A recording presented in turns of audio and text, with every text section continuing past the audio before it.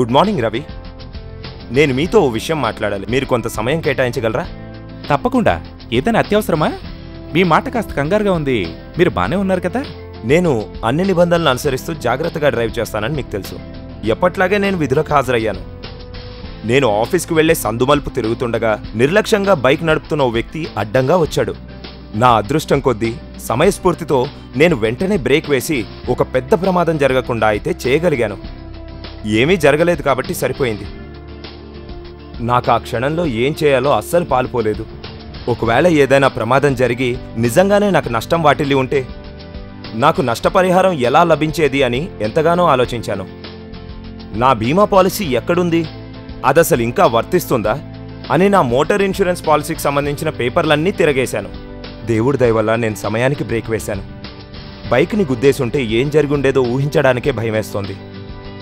నేనిప్పుడు కొత్త బీమా policy పొందగలనా Ravi?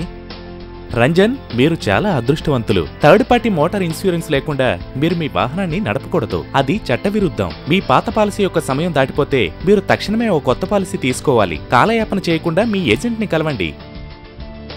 Third party liability కింద మిమ్మల్ని మీరు కవర్ చేసుకోవడమే కాక మీ వాహనానికి కూడా వర్తించే సౌకర్యవంతమైన పాలసీలు కూడా లభిస్తాయి. ఇప్పుడు మీకు బాగా అర్థమైందనుకుంటా రంజన్.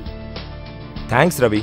నిరంతరం పునరుద్ధరణ చేసుకుంటూ నా బీమాని క్రమబద్ధీకరించుకోవాలన్న విషయం గుర్తుంచుకుంటాను. నేను సౌకర్యవంతంగా ఉండే పాలసీల గురించి తెలుసుకుంటాను. గుర్తుంచుకోండి, మీరు ఓ వాహన యజమాని అయితే మీరు మీ వాహనాన్ని రోడ్డుపైకి తీసుకెళ్లే ముందు మీకు వాహన తృతీయపక్ష బీమా కవరేజీ ఉందో లేదో నిర్ధారించుకోవాలి. మోటార్ వెహికల్ యాక్ట్ ప్రకారం వాహన తృతీయపక్ష బీమా తప్పనిసరి.